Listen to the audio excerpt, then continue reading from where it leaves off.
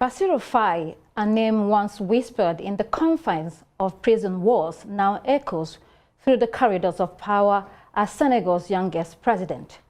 From the depths of confinement where the shadows of doubt loomed large, he emerged not as a victim of circumstance, but as a beacon of change and promise. As he stood before the nation taking the oath of office, a new chapter unfolded in Senegal's history. From prison to presidency, Bassirou Faye's story is not just his own, but a reflection of the collective resilience of a nation. It serves as a reminder that no obstacle is unsurmountable, no dream unattainable. His emergence not only signifies hope for the younger generation in Senegal, but other African countries. What lessons are there to learn from Senegal and the state of democracy in Africa? Well, I'm joined in the studio by Professor Ibrahim, who is a senior fellow at the Center for Democracy and Development. Thank you, Prof, for joining us. You're welcome. It's always a pleasure. Yeah, so Senegal, a moment of historic significance happening today, or has already happened. He has been sworn into office at the age of 44, Bassirou Faye. Absolutely. I think it's an important moment of transition for Senegal, a country whose median age is 19 and 70% of the population are young. And increasingly, these young people have seen a fracture between their lived realities and the focus and interest of government, and therefore felt it had reached a stage where they had to mobilize themselves and change to a government that will work for the interest of all. I think it's in that context that it's an important moment for the country. Indeed. The road to the presidency was not easy at all. It was very rough, in fact. So Faye and his colleague, Ousmane Tanko, were languishing in jail because they had been hounded by the administration of former President Macky Sall. So it's not easy to withstand the power of the state. It takes a lot of bravery, don't you think so? Absolutely. They've been through trials and tribulations. Both Ousmane Sonko and Bassirou Faye were civil servants, tax inspectors when they started politics. So they were sacked from their jobs. And I think over the years, especially when they showed a significant inroad in the 2019 elections, the focus of President Macky Sall then was to make sure these young people will never get to see power. They've been thoroughly beaten up by the police, they've been jailed, and they've been marshaled through court after court, trying to pin crimes on them. Macky Sall was very clear in his determination that he will not allow any of them to succeed in the presidential bid. And at the end of the day, I think it's a strong statement about Senegalese democracy that a sitting president says you'll never be allowed to contest, and yet, at the end of the day, they are able to contest and win. That's a wonderful way to sum up what happened in Senegal. And the other interesting thing is that the Senegalese populace, went through all of this, they stood their grounds and decided that they were going to have their candidate. What does this say about citizen participation and engagement in a democracy especially? I think it's the character of Senegalese democracy. This is not the first time it happened. In 2000, President Abdou Diouf was determined to continue in power, and there was general mobilization of young Senegalese by the then Abdoulaye Wade, who defeated Abdou Diouf in the 2000 elections. In 2012, the same Wade who defeated Diouf on the basis that Diouf had been in power for too long wanted to change the constitution to get a third term. And it was in that context that he was able to now mobilize to win. Now that his time had come, he didn't want to go. So that was the rise of Macky Sall. Macky Sall came out, mobilized, was brave, was very clear that Abdoulaye Wade must not be allowed to have a third term. In fact, I was at the Place de l'Obélisque when Macky Sall was addressing a rally, and the president sent soldiers and policemen who tear gassed us and scattered it. That was the leadership Macky Sall showed in 2012. He was also a relatively young person in his early 50s when that occurred. And in that speech, where the police came and tear gassed us, Macky Sall made the argument that the Senegalese people will never allow anybody to have a third term in power because there's a limit to which you are no longer really committed to governance, and you have hubris of power that takes control over you. Now, that same Macky Sall who made that brilliant speech in 2012 was the same one this year, or since last year, who changed the constitution, who insisted he must have a third term. And there has to be a massive mobilization across the country to stop him. So the Senegalese have that tradition. They did it in 2000, they did it in 2012, and they've done it again this year. Thanks very much, Prof, for taking us back into the history of what Macky Sall said before. And then, I mean, it was seen as a breakthrough when he became president. Everyone fought for him, you know, to defeat Wade. And then he came in and they refused to go away. But the Constitutional Court in Senegal overruled Macky Sall, telling him that he cannot extend or postpone the elections. What does this signify in terms of the courts and the judiciary? Very important in a democracy. Absolutely. You know, when the saying goes that when your time has come and you don't see the end coming, then the gods make you mad and you behave in certain ways. The Constitutional Council had actually been very obedient for a very long time to Macky Sall. But he got so desperate towards the end, he was attacking everybody, including the Constitutional Council, which had the right to make this decision. And his biggest shock were when the Constitutional Council turned against him and said, we are no longer ready to take this. We have a constitutional tradition to preserve, and we will not allow you destroy the constitutional basis for democracy in Senegal. I think that was a bold statement. It was very brave of them to do. Certainly. They did it under serious risks and threats on their persons, because immediately he got the sense that they will not support him. He got the Ministry of Justice to start investigating each of the judges to see if they could pin crimes of corruption on them. So it was a very difficult moment for the country, but I think at the end of the day, they stood firm, and that's good, not just for Senegalese democracy, but for democracy in Africa.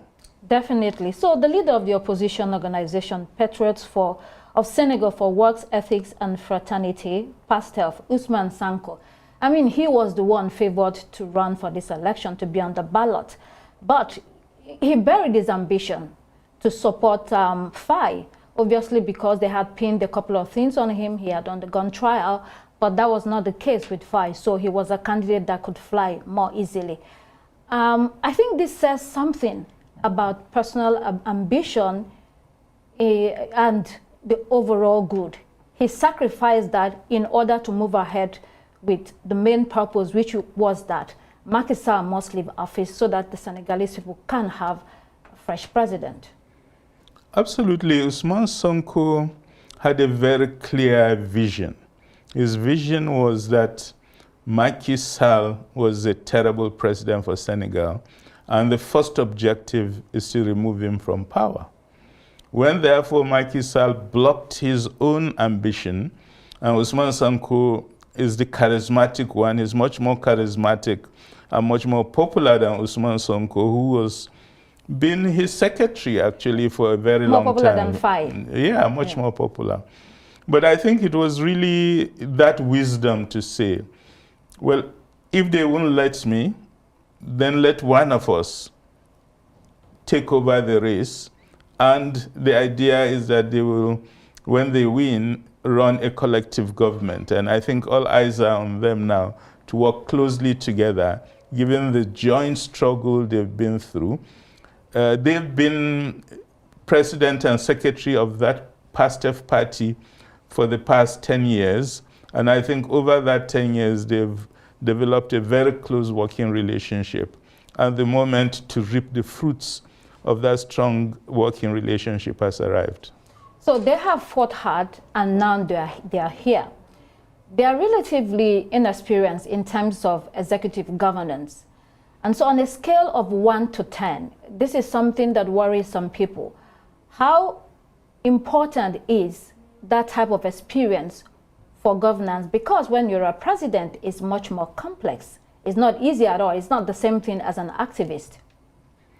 Maybe one could think of it the other way around. When Macky Sall became president, for example, he had been president of the National Assembly, he had been a minister, he has a long history of corruption behind him.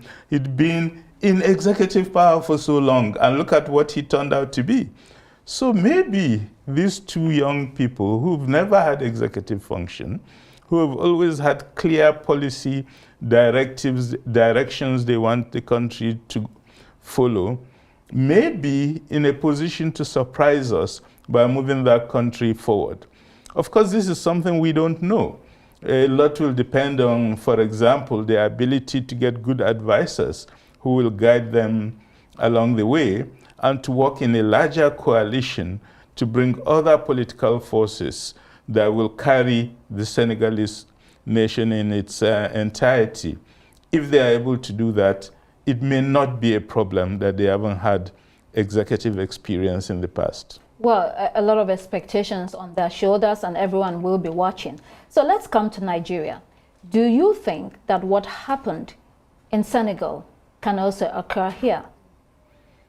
Absolutely, because the demographic profile of Senegal and Nigeria is identical. That's the median age for both countries is 19, and 70% of the population of the country, and therefore the bulk of the voting population are young. The problem we've had in Nigeria is that young people have been dismissive of politics. But I think an important change started with the Peter Obi phenomenon during the last election, when a lot of young people became interested in politics, started registering to vote, and I'm sure that trend would continue.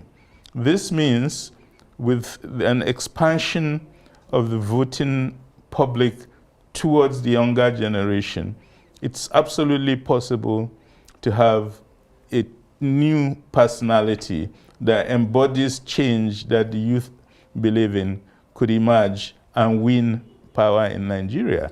In fact, my message to the youth is that they just have to do that.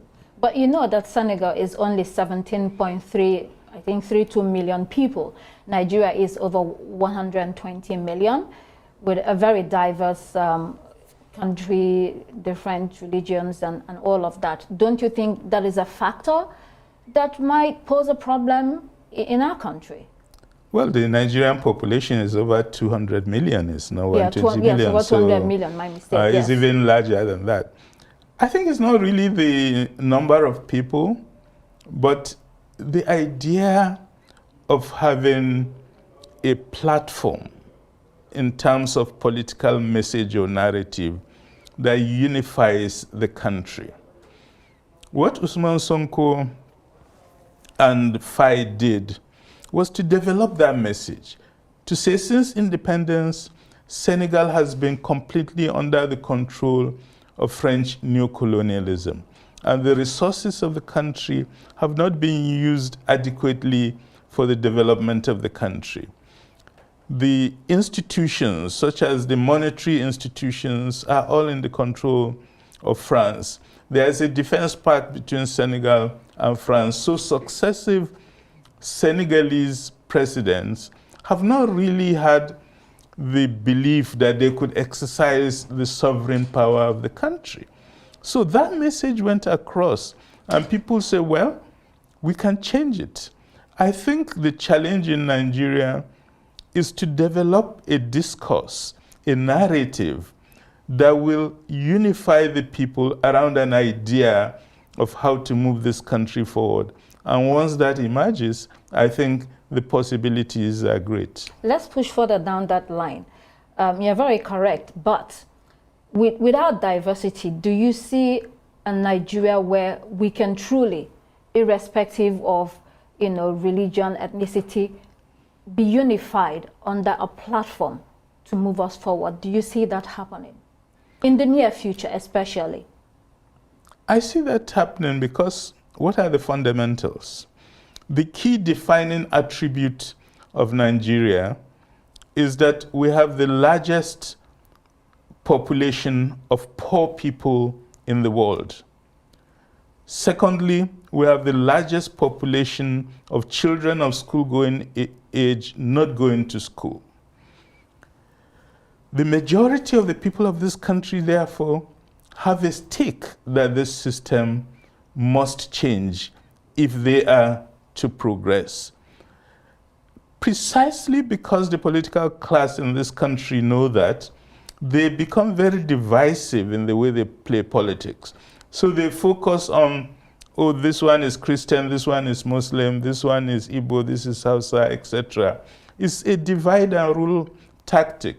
And what we need is a new political messenger or new political messengers that could clarify the sight of Nigerians so that they understand these are divisive politics that has kept us in bondage all these years. We should see beyond it, look at the reality that there is a tiny percentage of the people of this country who pocket all the resources of the country because they are in government or because they are in parliament, and the mass of Nigerians are in abject poverty and no access to social services. Once that message gets through, the possibilities, as I said earlier, are endless. The electoral body in Senegal played a huge role. Here in Nigeria, what do we need to do about our own electoral institution? Because it's very critical to a free and fair election. The challenges we faced in the past, what's the way forward? I think I was an observer in these Senegalese elections. I've just come back from Senegal, and I was really impressed by the organization of the elections. The normal Nigerian stories did not appear. That is to say, materials didn't arrive in time, something is missing, the police didn't turn up. Secondly, there was no violence, there were no issues. I think the third issue that I found quite impressive about the Senegalese elections is the fact that they were able to allow radio and TV stations to announce results as soon as they are pronounced in the polling booth. So that the elections ended at 6. Results started coming out by 7. Between 7 and 10, virtually all the results from the polling units have been announced on radio and TV. And you see everywhere people with their biro and paper noting down the results, using calculators to add it up. By 10, everybody in the country knew the results. So there was no issue of going to collation and beginning to play tricks, as sometimes happens in Nigeria. I think that's an important thing for us to adopt in this country. As soon as results are announced and pasted at the polling units, broadcast it so that the whole nation hears it.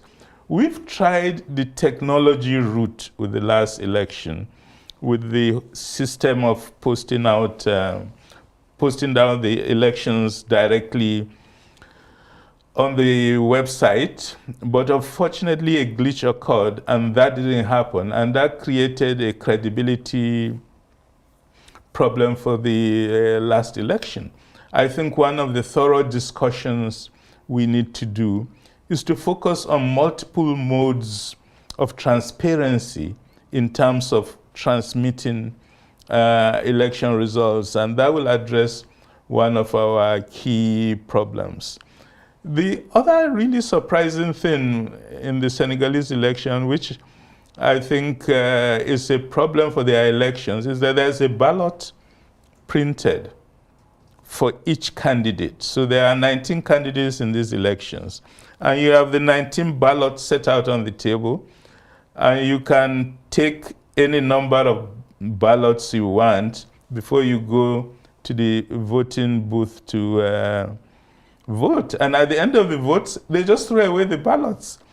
And I was saying, in a country where you have more crooks than they have in Senegal, people will organize, collect those ballots and go and stuff the ballot boxes.